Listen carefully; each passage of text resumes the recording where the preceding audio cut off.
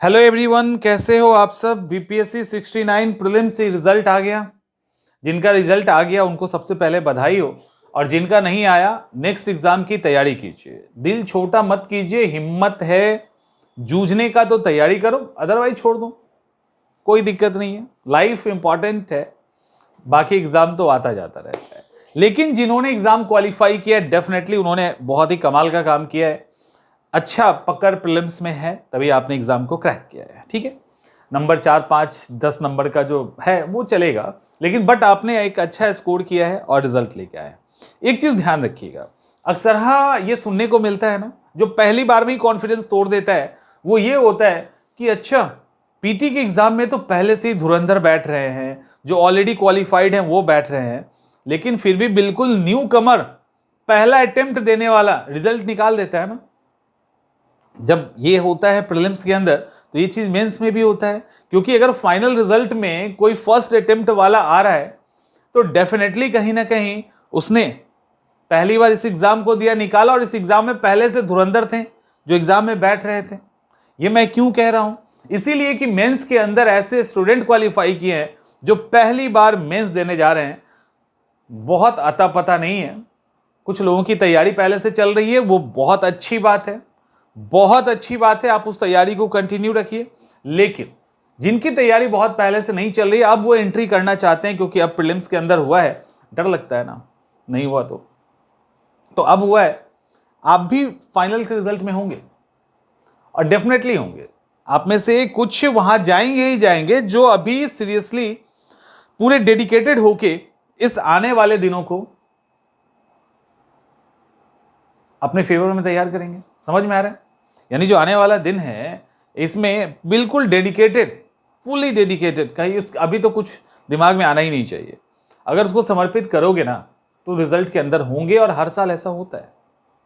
तो ये कहीं से दिमाग में निगेटिविटी नहीं लानी है कि पहले से लोग मेंस का एग्जाम दे रहे हैं तो हमारा कहां से होगा, हम तो पहली बार देने वाले हैं। हर बार पहली बार का होता है, और पहली बार को इंटरव्यू बोर्ड जो इंटरव्यू बोर्ड है वो पहली बार वाले को बड़ा पसंद करते हैं। जब पहला ही है या दूसरा ही है या यंग है, बिल्कुल अगर उसको सपोर्ट करते हैं वो लोग, अच्छा लगता है उनको भी। लेकिन अभी जो एग्जाम है उसका सिनेरियो थोड़ा सा अलग है। ये नॉर्मल एग्जाम के ड्यूरेशन की तरह नहीं है कि हमें 2-3 महीने टाइम मिल रहा है, हमें बहुत कम समय मिला है जिसको शब्दों में नहीं बताया जा सकता। इतने कम समय में आपको GS paper 1, paper 2, SA and optional paper को कंप्लीट करना है। सवाल उठता है स्ट्रैटेजी क्या हो। अगर आप ट्रेडिशनली चीजों को फॉलो कर रहे हैं तो कहीं ना कहीं आप चूकेंगे। आपको अब कोर एरिया को सबसे पहले कवर करना होगा, और हर सब्जेक्ट के अंदर के सब चैप्टर्स को छोड़ के आगे बढ़ना होगा, हर एक के अंदर का। जैसे सबसे पहले हम ऑप्शनल पेपर की बात करते हैं। ऑप्शनल पेपर के अंदर अलग अलग सेक्शन होता है। जैसे हिस्ट्री की बात कर लो, मान लो तो हिस्ट्री के अंदर एंशिएंट होगा, ठीक है, एंशिएंट होगा, इसके बाद मेडिएवल होगा, मॉडर्न होगा और वर्ल्ड है, ठीक है। ये 4 सेक्शन है। इन 4 सेक्शन में जस्ट इन 4 ऐसे ही सब हर सब्जेक्ट में सेक्शन होता है। उसमें आपको अभी हिस्ट्री वाले के लिए खास करके सजेशन है कि मॉडर्न हिस्ट्री, चूंकि आपने ऑलरेडी पढ़ा है लेकिन ऑप्शनल पेपर थोड़ा अलग होता है, तो वहां पे आप मॉडर्न हिस्ट्री को पहले अपग्रेड करो, उसको अपग्रेड करना है आपको। उसके बाद दूसरा टारगेट आपका मेडिएवल होना चाहिए। आप में से जिसको भी मेडिएवल हिस्ट्री बहुत मुश्किल लगता है वो सिर्फ नामों के कारण लगता है। ये बड़ा ही स्ट्रेट फॉरवर्ड है, बड़ा ही सिंपल एंड स्ट्रेट है। आप पढ़ेंगे, आपका आंसर सही होगा और आप यहां से स्कोर कर लेंगे। एंशिएंट की बात करें तो एंशिएंट के अंदर आप पूरा अगर पढ़ने जाओगे तो फंस जाओगे। एंशिएंट बहुत बड़ा है, नॉर्थ इंडिया का एंशिएंट अलग है, साउथ इंडिया का अलग है। तो आप यहां पे अलग अलग डायनेस्टी या अलग अलग पार्ट, जैसे सिंधु, इंडस वैली, इसके अलावा मौर्य, इसके अलावा गुप्ता, ऐसे ही हर्षवर्धना, समझ में आ रहा है, कनिष्क, तो ऐसे करके जो मेजर डायनेस्टी है उसको देख लीजिए। संगम काल का या चोल का जो पीछे, वहां चोल में चले जाओ, थोड़ा सा पल्लव पांडु को पढ़ लीजिए, उसके बाद बंद कर दीजिए। वर्ल्ड हिस्ट्री में जो एकदम से मोटे मोटे फैक्ट्स हैं उसको देखो, छोड़ दो। आपका अभी टारगेट होना चाहिए medieval history and modern history. इसके साथ चूंकि एंशिएंट भी आपने पढ़ा है तो एंशिएंट में जो जीएस को पढ़ा है उसको थोड़ा सा और बढ़ा के रोक दीजिए, बहुत अंदर एंशिएंट में मत जाइएगा। आपके इस इंटायर हिस्ट्री के अंदर जो एंशिएंट हिस्ट्री है वो सबसे खतरनाक है, सबसे मुश्किल है। एंशिएंट हिस्ट्री में आप कितना भी पढ़ लोगे ना, गलती की संभावना रहती है। तो स्ट्रैटेजी और विजन बिल्कुल क्लियर होना चाहिए कि हमें कहां से मैक्सिमम स्कोर करना है और इस एग्जाम को सेव करना है। तो हिस्ट्री वाले के लिए खास कर मिडाइवल मॉडर्न को सेव कीजिए, एंशिएंट को सपोर्ट में लीजिए, वर्ल्ड को सपोर्ट में लीजिए, बस। तो ये एक तरीका भी है बताने का, और मैंने सब्जेक्ट को भी बता दिया कि आपको कुछ चीजों को छोड़ना पड़ेगा कम से कम पहले राउंड में, ठीक है। अब आते हैं जीएस पे। जीएस का पेपर 1 है एंड पेपर 2 है, ठीक है। Paper 1 and paper 2। पेपर 2 को लेकर आपकी क्या स्ट्रैटेजी होनी चाहिए?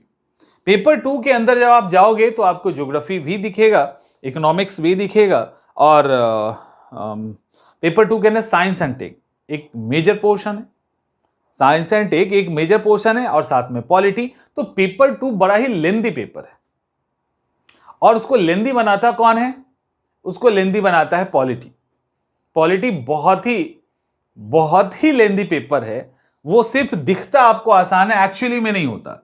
यहां की स्ट्रैटेजी आपकी क्या होगी? पहले पेपर सेकंड की बात कर लेते हैं, क्योंकि पेपर सेकंड ही मुश्किल लगता है science and tech, economics and polity के कारण। यहां पे आपको पहले पॉलिटी को समाप्त करना है, पहले पॉलिटी को। पॉलिटी के अंदर भी जो मेजर सेक्शन है और कुछ अप्लाइड सेक्शन लाइक इलेक्शन से रिलेटेड, पंचायत से रिलेटेड, और जो मोटे टॉपिक्स हैं उसको आप यहां पे कवर करेंगे। तो पहला काम आपको पॉलिटी को हैंडल करना है। देखो, क्योंकि फिर मैं कहना चाहूंगा कि आपको चीजें शॉर्टलिस्ट करनी होंगी। दूसरा जो आप आओगे तो यहां पे इकोनॉमिक्स भी आएगा और ज्योग्राफी भी आएगा, राइट। इकोनॉमिक्स भी आएगा और ज्योग्राफी भी आएगा, और तीसरा साइंस एंड टेक है। साइंस एंड टेक में अब या इस साल भी, साइंस एंड टेक में इसके पहले 2-3 साल का एक अच्छा गैप हुआ था, जहां 1-2-3 टॉपिक पर ही साइंस टेक सिमट रहा था। अब उसको फैला दिया गया। अब एक्चुअल साइंस एंड टेक के क्वेश्चंस आपको देखने को मिलेंगे। पहले बहुत ही ज्यादा अप्लाइड था, अब अप्लाइड के साथ साथ उसका जो कन्वेंशनल पार्ट है वो भी आपको करना पड़ेगा। तो साइंस एंड टेक का जो मेजर टॉपिक है ना, like biotech, nanotech, renewable energy, space technology, defence technology, cryogenic तकनीक, न्यूक्लियर तकनीक, तो जो इस तरह का तकनीक है, इस तकनीक पे आपको कमांड कर लेना है। यानी जो तकनीक है इसको समझना है, कैसे काम करता है समझना है, ठीक है। अगर न्यूक्लियर एनर्जी बनता है तो कैसे बनता है इसको भी समझाना है। फिर इसके एडवांटेज डिसएडवांटेज जो होता है वो आपको बताने हैं, ठीक है। तो जो भी एडवांटेज है या डिसएडवांटेज है ये आप वहां पे बताएंगे। इसके बाद तो साइंस एंड टेक के अंदर अप्लाइड सेक्शन के लिए तो आपको रेडी रहना ही है, साथ में जो एडवांटेज डिसएडवांटेज है वो भी आपको करना है, और जो कोर टॉपिक है उसके बारे में आपकी अच्छी खासी पकड़ होनी चाहिए। चलिए ठीक है, साइंस एंड टेक के अंदर, और इसके अंदर 8 से 10 ही टॉपिक है। उस 8 से 10 टॉपिक को अगर आप कर लोगे, जिसमें सबसे इंपॉर्टेंट आपका बायोटेक है, सबसे इंपॉर्टेंट। अब वो जब आप कर लेंगे तो उसको किसी भी बायोटेक एक ऐसा सेक्शन है या नैनोटेक एक ऐसा सेक्शन है जिसको आप कहीं पे भी डाल सकते हो। मतलब आप साइंस एंड टेक का कोई भी सवाल लिख रहे हैं ना, वहां पे उसका कुछ पॉइंट जरूर आ जाएगा।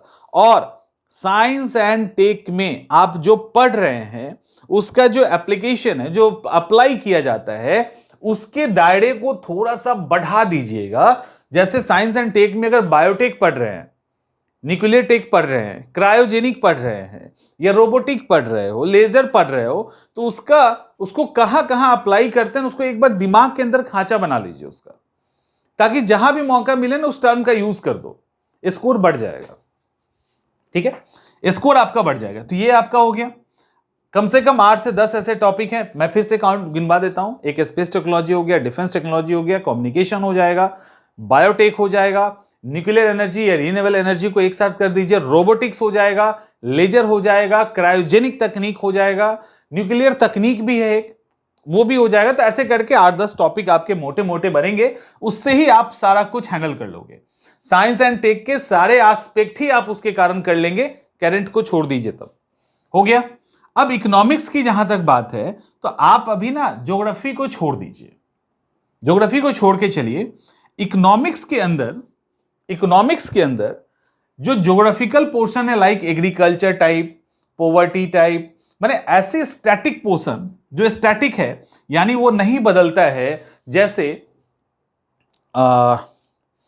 बिहार की जो इकोनॉमी है उसकी विशेषता, ठीक है, बिहार में या सॉरी इंडिया की इकोनॉमी की विशेषता, और यहाँ के जो कृषक है उसका बुरा जो किस तरह का हाल है, यहाँ जो आपदाएं आती है, जो भी डिजास्टर आता है वो कैसे आता है, उससे क्या दिक्कत होती है।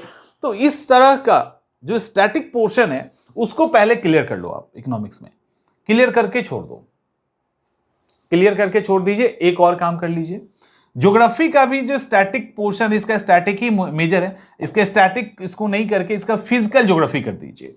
भौतिक भूगोल से रिलेटेड जो सवाल है ना, हिमालय का निर्माण कैसे हुआ, भारत का विभाजन, बिहार का विभाजन, मॉनसून, यहाँ की मिट्टी, वनस्पति, ऐसे करके कुछ जो सेक्शन है, continental drift theory, plate tectonic theory, question में पीटी में पूछा है, मेंस में भी पूछ सकता है, तो इंटरनल स्ट्रक्चर ऑफ अर्थ, तो ऐसे करके कम से कम 12-15 टॉपिक निकलेगा जो फिजिकल ज्योग्राफी से होगा, उसको आप सीधा करके पढ़ के बंद कर दीजिए, ज्योग्राफी को वहीं पे बंद कर दो, फिर ज्योग्राफी की तरफ जाना ही नहीं है, ठीक है, उधर जाना ही नहीं है। फिर बाकी आपका जो ज्योग्राफी है वो इकोनॉमिक ज्योग्राफी है, आर्थिक भूगोल है। तो पहले इकोनॉमिक्स में स्टैटिक पोर्शन को कर लीजिए, डायनेमिक पोर्शन पहले मत कीजिएगा और उसको अब छोड़ दीजिए।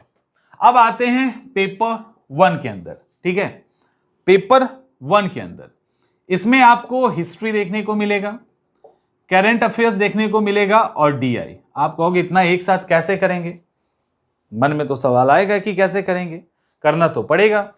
अब ये जो करंट अफेयर्स और डीआई है ये आप अपने डेली के रूटीन में रख दीजिएगा, एक बार भी इस पे सोचने की जरूरत नहीं है। टाइम यहां भी जाएगा, जिसका डीआई कंप्लीट है उनका भी टाइम जाएगा, जिनका नहीं है उनको तो जाना ही जाना है, क्योंकि ये वो सेक्शन है जहां पे पूरा का पूरा 72 का 72 नंबर आने वाला है। पूजा कुमारी, उसको 72 में 72 आया है, तो 72 में 72 आएगा, और जब आ जाएगा तो प्रॉपर आपको वो मिल जाएगा जिसकी आपको चाहत है, या नहीं अगर वो सीट ही नहीं है तो जो टॉप सीट है जिसको आप चाह रहे हैं तो वो आपको मिल जाएगा। तो डीआई के लिए आपको क्या करना है, डीआई के लिए अभी से, डीआई को तो किसी भी तरीके से आप इग्नोर नहीं करेंगे। 1 या 2 सवाल जिनको डीआई नहीं आता है, बिल्कुल ही नहीं आता है, 1 या 2 सवाल आप देख देख के डेली बनाइए 8 से 10 दिनों तक, या किसी कोई ऐसे टीचर हैं, कोई ऐसे पढ़ाने वाले हैं, उनके साथ आप जुड़ जाइए, डीआई को मत छोड़ना। तो डीआई को लेकर 1 से 2 सवाल आप डेली बनाओगे ना, तो 8 से 10 दिनों के बाद आप स्मूथ हो जाएंगे, आप उसके बाद बनाने लगेंगे, देख के भी बनाएंगे तब भी आप सीख जाएंगे, क्योंकि डीआई बहुत मुश्किल नहीं होता, एकदम मुश्किल नहीं होता, वो बस आपके लॉजिकल अप्रोच को देखता है, आप कैलकुलेशन कर सकते हैं नहीं कर सकते, बस इतना ही होता और कुछ नहीं होता। तो डीआई को आप ऐसे हैंडल कर सकते हो। तो डीआई आपके पढ़ाई के लिस्ट में नहीं आना चाहिए, डीआई को लेकर आपका इतना ही काम है कि आप 1 या 2 सवाल डेली। रहा सवाल करंट अफेयर्स का, करंट अफेयर्स में आपको कुछ नहीं करना, कोई नोट कुछ लिखना उखाना नहीं, लिखने इट मींस आंसर राइटिंग नहीं करनी। आपको करंट अफेयर्स के अंदर 1 या 2 टॉपिक, हार्डली 2 से 3 नहीं करना है, 1 से 2 कर सकते हो, 2 से 3 नहीं करना है। 1 से 2 टॉपिक आप उसका डेली नोट्स, शॉर्ट नोट्स तैयार कर लीजिए अपने से।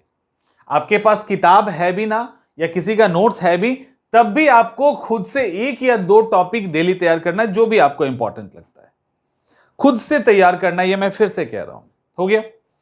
अब रहा सवाल आपका हिस्ट्री, ठीक है, हिस्ट्री, इन दोनों को आप ठीक कर लोगे तो वैसे ही स्कोर आपको ठीक ठाक आ जाएगा, पेपर फर्स्ट में आप अच्छा स्कोर कर लेंगे। रहा सवाल हिस्ट्री का, हिस्ट्री के अंदर एक बिहार का आर्ट एंड कल्चर पूछता है, ठीक है, आर्ट एंड कल्चर से क्वेश्चन होता है। हिस्ट्री के अंदर मॉडर्न हिस्ट्री के सवाल होते हैं एंड आर्ट एंड कल्चर के सवाल होते हैं। तो जो मॉडर्न हिस्ट्री का सवाल होता है, काफी कोर एरिया से सवाल पूछा जाता है, सवाल बहुत ही ज्यादा वेरिएशन सवाल के अंदर नहीं है, जो आप टॉपिक आम जानते हो वहीं से सवाल होता है। लेकिन चूंकि समय कम है ना, तो हिस्ट्री को 2 पार्ट में तैयार कीजिए, हिस्ट्री को अभी देखो, जैसे इकोनॉमिक्स को हमने छोड़ा है ना, उसी तरह से हिस्ट्री को आपको छोड़ना है। हिस्ट्री में एक जो एकदम से कोर टॉपिक है ना, जो core like non cooperation movement, 1857, किसान जनजाति आंदोलन, 1942, ऐसे करके कोर टॉपिक, पहले कोर टॉपिक को कवर कर लीजिए। कोर टॉपिक को पहले कवर करना है। उसके बाद जब सेकेंड करेंगे तो जो कोर के अलावा कुछ बच गया मॉडर्न हिस्ट्री के अंदर, उसको प्लस बिहार की हिस्ट्री कर लेना आप। ठीक है, जैसे बिहार में मौर्य कला का विकास, बिहार की कला की बात होगी, इस कोई भी कला, उसमें पाल कला, मिथिला कला, कुछ भी हो सकता है। और ये जो मॉडर्न हिस्ट्री है, जो रेस्ट टॉपिक बचा है इंपॉर्टेंट, उसको आप सेकेंड राउंड में करेंगे। सेकेंड राउंड में ये काम कब करेंगे? जब आप इकोनॉमिक्स का जो अप्लाइड सेक्शन है उसको आप कर रहे होंगे, उस अप्लाइड के साथ ये सेकेंड राउंड में कर लीजिएगा। इसको ऐसे, इसको एकदम इसी तरह से देखिए। और करंट अफेयर्स आपका डेली 1 से 2 हो रहा है, उसको भूल जाइए। करंट अफेयर्स में आपका डेली का काम है 2 टॉपिक तैयार करना, बंद कर देना, वो आपके सिलेबस में नहीं है, वो आपकी चिंता का विषय नहीं है। इसके अलावा डीआई 1 से 2 किया, हटा दिया। हाँ, यहां पे अगर दिक्कत है तो उस पर आप एक्स्ट्रा टाइम देंगे, दिक्कत नहीं है 1 से 2 सवाल कम से कम, दिक्कत भी हो ना तो 5 दिन तक दिक्कत नहीं मानना, आप उसको डीआई को करके हटाते चलिए। वो अपने धीरे, आप सोचोगे कि 2 दिन में हम महारथी बन जाएं या 2 दिन में हम कैपेबल हो जाएं, ये नहीं होगा। आप करते चलिए ना, करते करते within a week at least, कितना भी आपका खराब डीआई होगा ना, 1 सप्ताह के अंदर डीआई कमांडेबल पोजीशन में आ जाएगा। तो वो हो गया, तो डीआई हो जाएगा, तो उसको भी साइड कर दीजिए। अब ये साइड हो गया, अब इतना आपको पढ़ना है। सवाल यहां पे एक और बनता है, दैट इज एस्से, है ना, एस्से भी है। इतना होने के बाद ऑप्शनल पेपर की बात हुई, जीएस पेपर की बात हुई, अब एस्से की बात करनी है थोड़ी सी। एस्से के अंदर दिक्कत ये हो गई है कि एक तो जनरल एस्से है और दूसरा बिहार का एस्से है। तो बिहार के एस्से में भी यहां के मुहावरे को समझ के एस्से लिखना आसान काम नहीं है। यहां पे आपको जो बिहार वाला एस्से है, खासकर मुहावरा वाला, उसके अंदर अगर मुहावरा नहीं है तब तो आप जो बिहार का हिस्ट्री, ज्योग्राफी, पॉलिटी पढ़े हैं अभी तक, उससे आपका काम हो जाएगा, क्योंकि सब जगह पढ़ना है। और बिहार का मुहावरा है तो आपको बस एक ही काम करना है, वो है मुहावरा सीखना, मुहावरा को जानना, मुहावरा का एग्जैक्ट अर्थ क्या होता है ये आपको जान लेना है। जब मुहावरा का एग्जैक्ट अर्थ जान लोगे तो फिर लिखना अगर आपको आता है तो आप उसको लिख लेंगे, क्योंकि आपके पास उसके बाद इनफ कंटेंट होगा। जनरल टॉपिक के अंदर आप कुछ चीजों को कैटेगराइज कर दिए। देखो यहां पे सीधी बात है कि आप 69 मेंस लिखने जा रहे हैं, समय कम है, तो उसके अकॉर्डिंग हम बात करेंगे। एस्से के अंदर आप कुछ टॉपिक को अलग कर लीजिए, लाइक नोट कर सकते हो, environment, women, child, social issues, कोई और भी है तो इस तरह के 4-5 टॉपिक पे आप खासकर एनवायरमेंट पे कर लेना और वुमेन एम्पावरमेंट पे। ये 2 ऐसे टॉपिक है जो घूम फिर के आ ही जाते हैं। और अदरवाइज सोशल इश्यूज बहुत सारे हैं, दहेज हत्या, ये सब, तो उन पे भी आप उसको देख सकते हैं। तो खास करके, और इकोनॉमिक को आप छोड़ सकते हो, साइंस एंड टेक का या पॉलिटी पे अगर आप चाहो तो उस सेक्टर में भी 1-2 टॉपिक तैयार करके जा सकते हो। अदरवाइज आपको अभी सेव करना है ना, तो एनवायरमेंट, वुमेन से रिलेटेड जो मुद्दे हैं वो, बच्चों से जो रिलेटेड मुद्दे हैं वो, और कुछ सोशल इश्यूज, इतना भी कर लेंगे तो आप इससे निकाल लोगे। और जब उसके बाद इससे फंसेगा, इसके बियॉन्ड अगर इससे फंस रहा है तो आपको घबराने की तो बिल्कुल जरूरत ही नहीं है। वो इससे आपके करंट का ही कोई पार्ट होगा, पॉलिटी का कोई पार्ट होगा, इकोनॉमी का कोई पार्ट होगा, तो वहां पे तो फिर कोई इशू नहीं, झंझट ही खत्म है। तो आपको लग रहा होगा कि अगर ये नहीं आए तो कोई नहीं, तब तो आपने पढ़ रखा ही है। आपने सिर्फ इसी को नहीं पढ़ा है ना, स्पेशली बच्चों से रिलेटेड, महिलाओं से रिलेटेड, एनवायरमेंट से रिलेटेड बहुत नहीं पढ़ा है। एनवायरमेंट भी आएगा, साइंस एंड टेक लगा दोगे आप तो। लेकिन अब ये सारा कुछ हो गया ना, सब कुछ कर लिया आपने, लेकिन यदि आपने ये सब पढ़ लिया, खूब ज्ञानी हो गए, सब कुछ हो गया, लेकिन यदि आपने उसको प्रेजेंट करना नहीं सीखा, आपने उसको लिखना नहीं सीखा, तब तो बेकार हो जाएगा। चल रहा है, तब तो बेकार हो जाएगा। ठीक है, अब आपके मन में आएगा ये भी आ सकता है, चूंकि नए स्टूडेंट हो या पहले से कर भी रहे हो, तो आपके मन में आएगा अरे जब इतना पढ़ लेंगे तो सवाल जो आएगा उसके अकॉर्डिंग लिख देंगे। नहीं, यहां पे सवाल आपके पास दो तरह के हैं, एक लॉन्ग है और एक शॉर्ट है, राइट? एक लॉन्ग है और एक शॉर्ट है। दिमाग में आ रहा होगा कि लॉन्ग सवाल अगर हमको पता है तो शॉर्ट तो लिख ही लेंगे। ऐसा नहीं होगा और बिल्कुल ही नहीं होगा। एक चीज पहले क्लियर रखिए, आप जितना भी जानते हैं उसको अगर बेहतर तरीके से प्रेजेंट आपने नहीं किया तो फिर कुछ नहीं हो सकता। वो इसलिए नहीं हो सकता क्योंकि वहां आप बैठ के अपने ज्ञान का प्रदर्शन नहीं करेंगे। आप हमारे पास कुछ बोल लोगे, अपने दोस्तों में, रिलेटिव्स में बोल लोगे, लेकिन वहां आपका कॉपी बोलेगा, सिर्फ कॉपी बोलेगा। तो उस कॉपी के अंदर आपके पास क्या नॉलेज है उसको आपने सही तरीके से अगर प्रेजेंट नहीं किया तो सारी पढ़ाई बेकार। और ऐसा होता है, हमें कई बार गलतफहमी होती है, यदि हमने प्रॉपर आंसर राइटिंग नहीं किया है तो हमें गलतफहमी होती है, हमें फैक्ट्स पता है, हम वहां लिख देंगे, लेकिन गारंटी है कि उस प्रेशर में आप चीजों को बिखेर के आएंगे, क्योंकि हमारे पास ऐसे सैकड़ों स्टूडेंट हैं जिन्होंने ये काम किया है और एग्जाम बेकार चला गया, जबकि उनके अंदर वो कैलिबर है। समझ में आ रहा है? तो आपको लॉन्ग क्वेश्चन पे भी और शॉर्ट क्वेश्चन पे भी दोनों पे कमांडिंग पोजीशन लेनी है, दोनों पे कमांडिंग पोजीशन आपको करनी है, ऑप्शन नहीं है दूसरा। ठीक है, दोनों पे ही आपको मास्टरी करनी होगी और ये आपको लिखना पड़ेगा एक एक लाइन, क्योंकि आपके पास शब्द बहुत सीमित हैं। शॉर्ट्स में तो और कम है, लॉन्ग में भी बहुत ज्यादा नहीं है, पर number 10 words, 10 to 15 words hardly. तो उस जगह पे आपको चीजों को लिखना है। क्वेश्चंस अलग अलग पार्ट में आ रहे हैं, उसको हर पार्ट को कैसे बैलेंस में लिखना है। शॉर्ट के अंदर जो लॉन्ग क्वेश्चन है अब वो शॉर्ट में आ रहा है, उसको लिखना और हार्डल है, क्योंकि आप कम करने में बहुत पसीने छूट जाते हैं। ज्यादा लिखना तब भी थोड़ा इजी होता है, कहानी वानी बना के लिख दें। शॉर्ट में क्या, कहानी बना देंगे तो नंबर पूरा कट जाएगा। तो इसीलिए आपको इन सब चीजों से बचना पड़ेगा, और जितना आपने पढ़ा है, जो स्ट्रैटेजी आप फॉलो करेंगे, उसको अपने आंसर में आपको झलकाना है, तो आंसर राइटिंग भी। ठीक है, तो ऑप्शनल पेपर, जीएस पेपर और ये आंसर राइटिंग। अब आप कहोगे कि इसको पढ़े कैसे, हम पूरी बात करेंगे इसमें, पढ़े कैसे। पढ़ने के लिए आपके पास बहुत सारी किताबें हैं। किताब हम अब भी आपको अब गाइड नहीं कर सकते किताब, लेकिन तब भी जो गाइड करेंगे वो एक कहेंगे बिपिन चंद्रा की किताब आप ले लीजिए।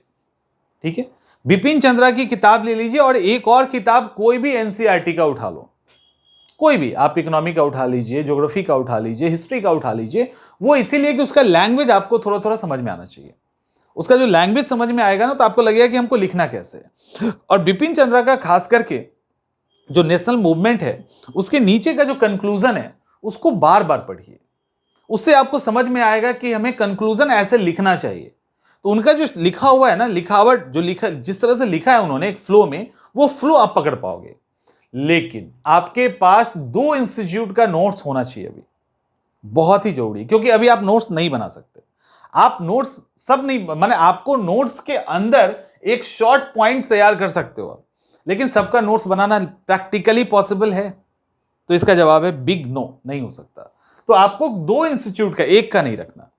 ये नहीं कि मेरा है तो मेरा रख के रुक जाना, नहीं, 2 कम से कम 2 संस्थान का आपके पास नोट्स होना चाहिए। उस आधार पे वहां पे आप पॉइंट कर लेना कि लास्ट में हम कैसे रिवीजन करेंगे। एक्चुअली अब तो लास्ट ही चल रहा है, ठीक है, अब तो फाइनल करते ही चलना है आपको।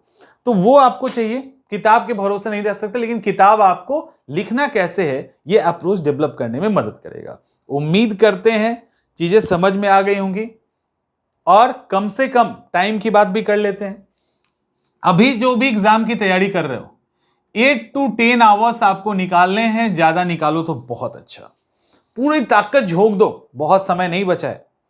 तो आप 10 नहीं 12-14 घंटे का अगर शेड्यूल बनाते हो ना, मतलब 12 घंटे का तो कम से कम बनाओ तो ज्यादा अच्छा है। अदरवाइज इतना तो आपका होना चाहिए। अगर इतने का आपका शेड्यूल बन रहा है तो एग्जाम निकल जाएगा, डेफिनेटली एग्जाम निकलेगा।